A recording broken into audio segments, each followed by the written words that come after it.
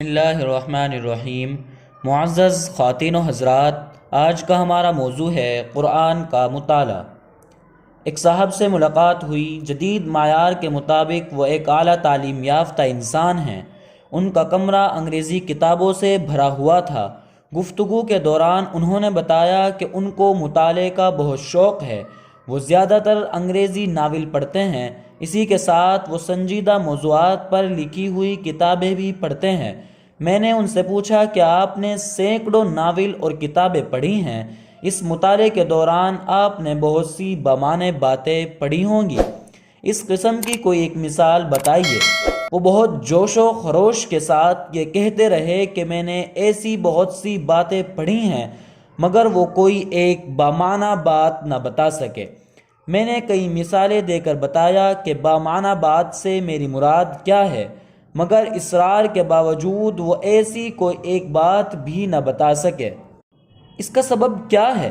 اس کا سبب یہ ہے کہ لوگ کتابوں کو تفریح کے لیے پڑھتے ہیں۔ وہ کتابوں کو اس لیے نہیں پڑھتے کہ اس سے حکمت اور نصیحت کی چیزیں دریافت کریں اور مطالعے کو اپنے ذہنی ارتقاء کا ذریعہ بنائیں۔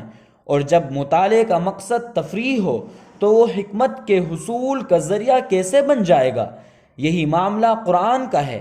موجودہ دور کے مسلمان قرآن کو صرف برکت اور فضیلت کے لیے پڑھتے ہیں، اس لیے انہیں قرآن سے حکمت اور نصیحت کا کوئی آئٹم حاصل نہیں ہو پاتا ہے۔